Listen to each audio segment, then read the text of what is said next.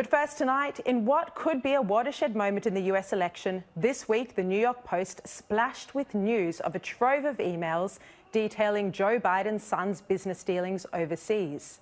The emails reveal Hunter Biden had planned to introduce his father, who was of course then vice president, to an executive at a Ukrainian energy company, Burisma, a company where Hunter served on the board of directors.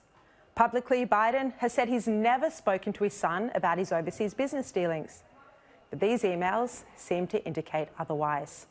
In one message sent by Vadym Pozharsky in April 2015, he wrote, "Dear Hunter, thank you for inviting me to DC and giving me an opportunity to meet your father and spend some time together. It's really an honor and pleasure." Another message, also sent by Vadym in May 2014, asks Hunter for, and quote, advice on how you could use your influence to benefit the company.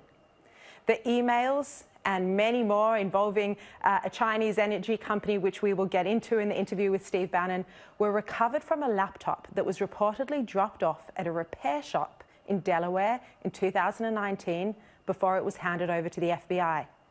It was said to be a water-damaged MacBook Pro, and the person who dropped it off never paid for the service, and he didn't return to retrieve it or a hard drive on which the contents were stored. This is according to the shop owner, who said he repeatedly tried to contact the client. He says that on the laptop was a sticker from the Beau Biden Foundation, which was named after Hunter's late brother, the former AG of Delaware. On the hard drive are said to be text messages, videos, 25,000 photographs, and 11,500 emails. Some are deeply personal and emotional, and others involve drug use and are quite incriminating for the Biden family. The owner of this repair shop in Biden's home state of Delaware says when he didn't hear back from the FBI, he made a copy of the hard drive and gave it, managed to find his way to Trump's lawyer, Rudy Giuliani. Now, in the US, this has been quite a bombshell in the final leg of the presidential campaign, and not just because of the actual contents of the email, but because of the issue of censorship. Twitter has censored the New York Post story, claiming, with absolutely no proof, that the contents contained hacked material. The tech giant, of course, has allowed the spread of other stories that contain either hacked or illegally obtained material, like the president's tax returns or Melania Trump's phone calls, or even Julian Assange's many data dumps on WikiLeaks or Snowden's information. In censoring this story from a legitimate media outlet from the New York Post, Twitter is acting against the United States tradition enshrined in the Constitution of a free press. It is a deeply dangerous precedent. Now, a crucial player in this whole saga of Hunter Biden's laptop is Trump's former campaign manager and White House chief strategist, Steve Bannon. Bannon was the person who first alerted the New York Post to the existence of this drive in late September. He joined me earlier today to discuss this from New York. Steve, thank you so much for your time tonight. The trove of data that's emerged here is extensive. It includes Hunter Biden's text messages, videos, 25,000 photographs, 11,500 emails. When and how did you first hear about this? This was Mayor Rudy Giuliani. He and his lawyer were approached by the store owner after the FBI didn't come back to him. You know, Mayor Giuliani is the president's lawyer. His lawyer, Bob Costello, is a very famous prosecutor in this area, in the New York City area. The Mac store owner reached out to Bob Costello since it was abandoned property and gave the hard drive to Rudy. The mayor got me involved, as you know, Sharri, because of my interest and knowledge of the Chinese Communist Party. The many, many emails, many text messages talk about the deep financial relationship and broad financial relationship of the Biden family with the Chinese Communist Party. He brought me in for that, and then I was able to help strategize with him the best distribution and release mechanism about, you know, how to actually get this information out. So as people in Australia know, from all the infiltration that the Chinese Communist Party did into the elites in Australia through finance and through the political class, you're seeing the exact same playbook they ran in Australia as they're running in the United States. with the Bidens. Joe Biden has lied about this for years, and it's pretty stunning, the information that's come off this hard drive. It's really shocked the United States. Well, when you first started going through this, what was your reaction to some of the information, and how long, when did you first get access to some of these emails? How long did you take going through it all? It's probably a couple months ago that we started. I think Rudy reached out to me in late August, I think it was, to start going through this. I was pretty shocked. I was the head of the Government Accountability Institute. I was the chairman of Peter Schweizer's group of his investigative reporters. We did Clinton Cash. After Clinton Cash, to keep the team around, we started doing the research on secret empires. That was Peter's next book. And Peter focused on the Chinese Communist Party and its infiltration and financing of the American political class. That's really what started the whole Burisma thing, and really started, he found the $1.5 billion private equity partnership. So when I started going through these, what stunned me the most is how broad and deep with other CCP-controlled companies. The Bidens are in business, and I mean real business, where they're getting $10 million a year in finder's fees, plus 50% ownership of a joint venture, which is fully financed by a Chinese energy company. They get 50% of the equity, and of that, Joe Biden gets 10% right off the top. So what stunned me when I first started going through the emails is the breadth and depth of the involvement away from the $1.5 billion private equity fund he has already. And it was stunning. It was stunning, the greed. And when I look back over time, what really got me was how much Joe Biden's lied about this. I mean, Joe Biden has said categorically, my family has nothing to do, no financial relationships with China or the Chinese Communist Party. I think what we have here now, because we brought in a number of experts to look at this, we have a massive national security issue with Joe Biden and the people around him. I don't think Joe Biden today could get a security clearance. So I don't know how in 16 days he's going to stand and run to be commander-in-chief of the United States. Just going to the detail of what the emails do show when it comes to the CCP influence on the Biden family. The New York Post has published emails showing that Hunter Biden pursued a lucrative deal, as you mentioned, involving China's largest energy company, the now bankrupt CEFC China Energy Company. And in one email, he said it would be interesting for me and my family, and he discussed remuneration packages. Why is this so significant? Remember, the Biden campaign has not questioned any of the emails here, none of it. So what shocked me the most was that the level of detail in the joint venture we're talking about, which is on a company that's already gone bankrupt, this China Energy Company, which was incredibly controversial. The chairman's missing. He's been taken in by CCP authorities. He's missing. A lot of people say he's dead. The signator, a guy named Patrick Ho, already went to federal prison in the United States, has been extradited to Hong Kong. So what stunned me was the open greed of the Bidens. What they asked for was $10 million a year in cash money for introductions, in addition to have a joint venture that the Chinese Communist Party would fully finance, and they would get the equity upside of it. So, and this could lead to tens of millions or hundreds of millions of dollars of profit. So it was the brazenness of the Bidens when I went through these emails. And, you know, Mayor Giuliani, who's seen a lot. Remember, Mayor Giuliani was the guy that used the RICO statute to put the Wall Street guys in prison, Mike Milken, Ivan Boesky. So he's seen financial white-collar crime, corruption before. I think it's safe to say that he was pretty stunned also. Look, another one of the emails, this was the first to be released by the New York Post, showed that Hunter Biden was trying to organise a dinner for his father, Joe Biden, who was, of course, then vice president, with executives from the Ukrainian energy company Burisma, where he was employed. And at the time, you know, we all know this already, Biden had threatened to withhold $1 billion in aid for Ukraine unless the top prosecutor, Viktor Shokin, was fired. And he was fired. Ukraine officials decided, you know, they made that call. They fired him in order to get the money. At the time, he was investigating Burisma. So, Steve, does this lead to the suggestion, do you think, that Biden may have corruptly used American foreign policy as leverage to enrich his family? I mean, that's the accusation that's emerged this week. I don't think there's any doubt about it. Remember, if for an American audience, Joe Biden has been adamant on the Burisma and the Ukraine. He did nothing. He'd never talked to his son. He didn't know anything about it. The stunning thing about these emails And then actually the Biden camp admitting something. This is very important. The thing is that about these emails is that Biden has basically said to the American people, I knew nothing about it. Now we actually see with their meeting set up. At first, what they came and had the mainstream media spin is that there's nothing in his official records to show this. They've actually copped to the fact of, well, maybe he had a cup of coffee or maybe it was an informal meeting.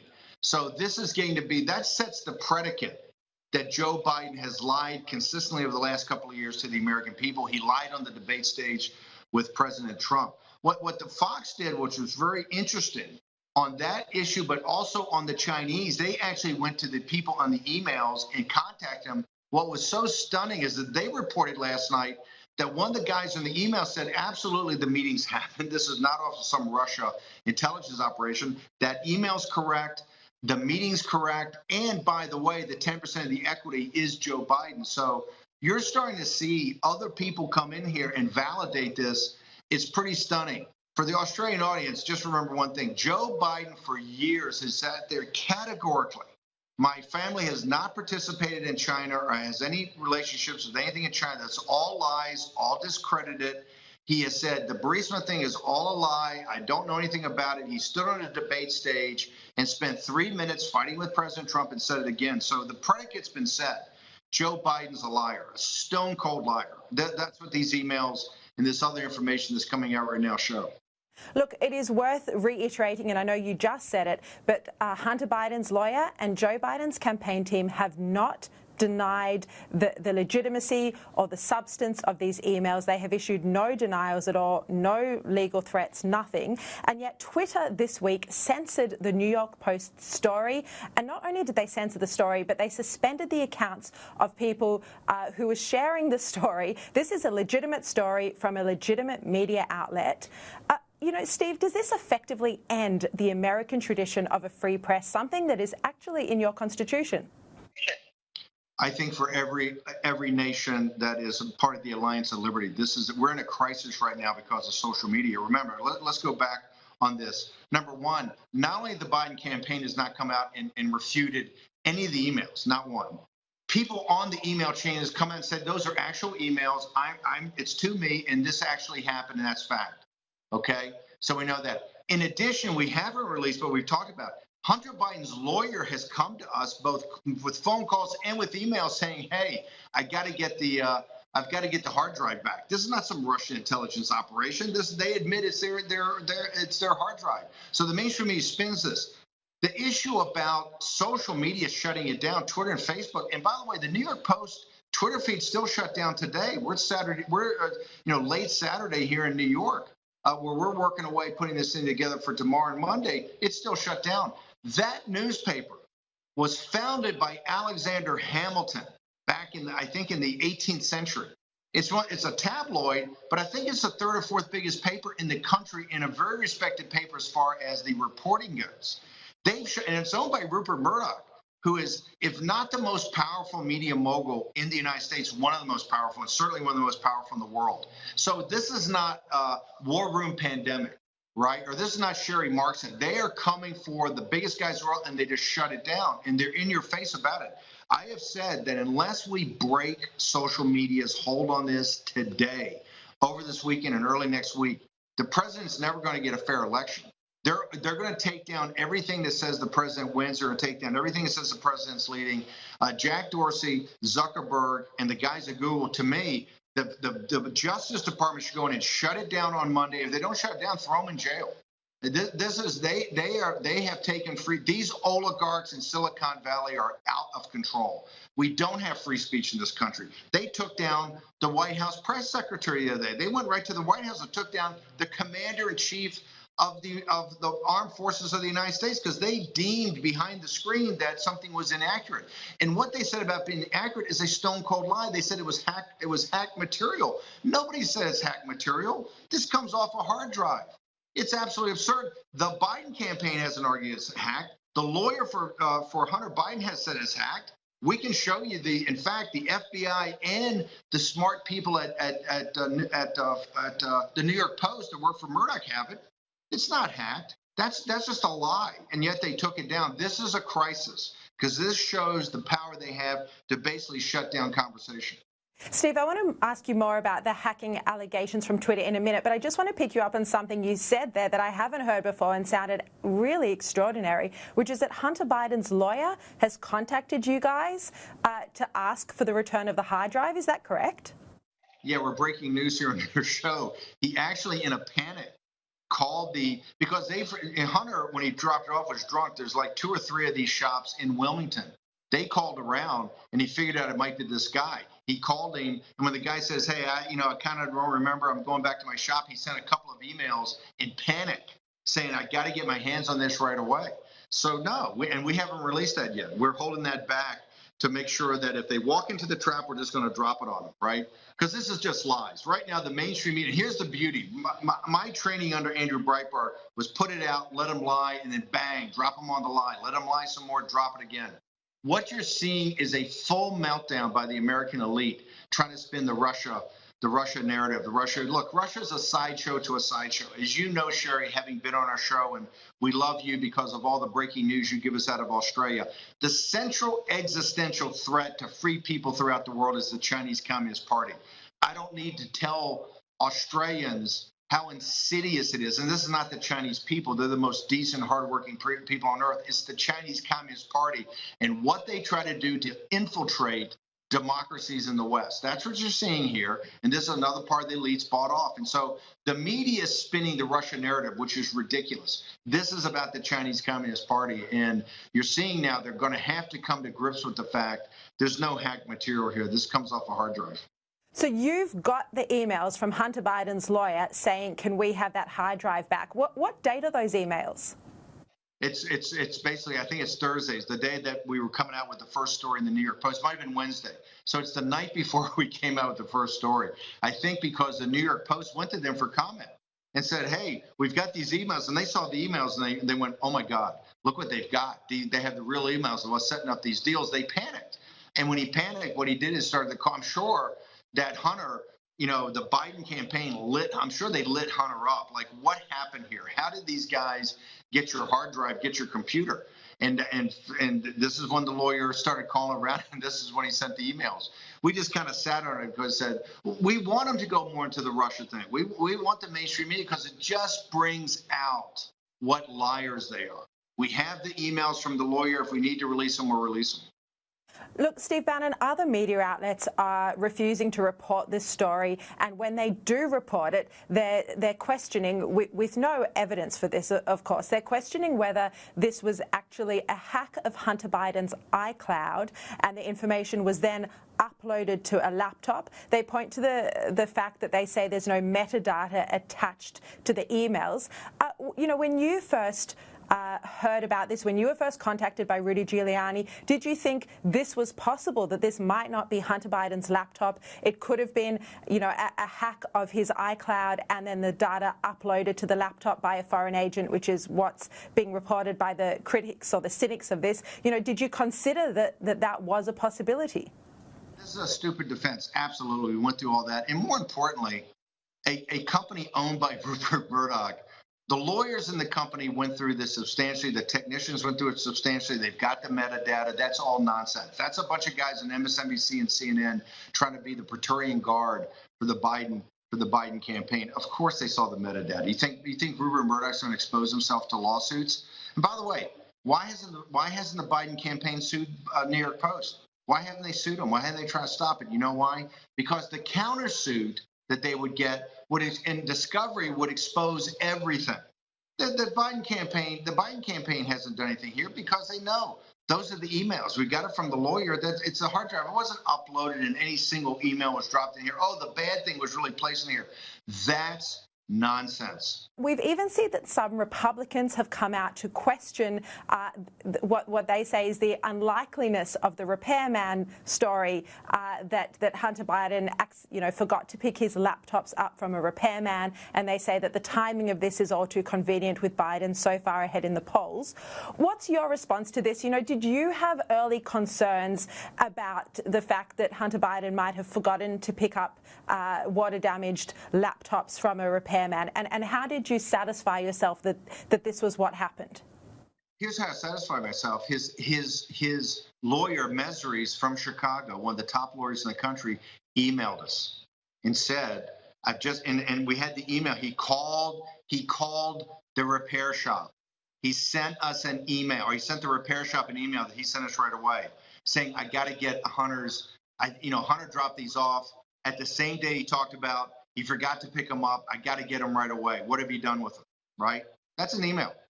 And a phone conversation he had at the repair shop. Everything about that's a lie. Okay? It's not like somebody's misreading. It's a lie. It's a lie. This repairman, when he didn't come back, it's abandoned property by law in Delaware. If you don't come back in 90 days, he went to the FBI and gave them to the FBI. We got him much later. But the question for us is, why did the FBI not move on this immediately? When the FBI got it, two things would have happened. This was back in the fall or November, December of 2019. Number one, Donald Trump would have never been impeached. If you get the information out of his lab, there's no impeachment trial. And therefore, we could have focused on the Chinese Communist Party plague. We could have focused on the pandemic instead of worrying about the impeachment, number one. Number two, Bernie Sanders would have been the Democratic nominee if any of this information had come out. And by the way, there's much more horrible information. There's really horrible information that's about to come out. But if any of this information had come out at the time, Joe Biden had been finished in the Democratic primary, finished. So once again, the FBI has protected the neoliberal neocon candidate. They protected Hillary Clinton in 2016 and Bernie Sanders lost. They protected Joe Biden in 2020 and Bernie Sanders lost. So it just shows you the corruption of our institutions here in the United States. It doesn't matter who you change out. They're rotten to their core. The FBI, to me, I say very simply, the President of the United States ought to call in the FBI director tomorrow into the Oval Office. And he ought to sit there with Barr on one side and Senator Johnson on the other, who ran the committee, who never got the hard drive from the FBI. He ought to ask Chris Wray about 10 questions. And if Chris Wray does not have a good reason, not an excuse, but a good reason why this wasn't given to Ron Johnson's committee immediately, why Barr didn't know about it, why even the president wasn't made aware of this, okay? Why wasn't the media contacted, right? Why wasn't the Bernie Sanders campaign contacted? If Wray doesn't have great answers for that, 1 year, basically close to a year after the FBI got it, he should be fired in the office. He should not walk out of there as FBI director. It's time now to stop playing games with these people. It's enough of these Brennans and these Clappers and these Comeys, these terrible people that work against the interests of the American people and have their own Praetorian Guard that they're going to protect these hack, corrupt politicians of both parties. Not just any party, but both parties. But both these neoliberal neocons that are Wall Street's candidates, just like Biden is and just like Hillary Clinton, they ought to be fired. He ought to be fired on the spot.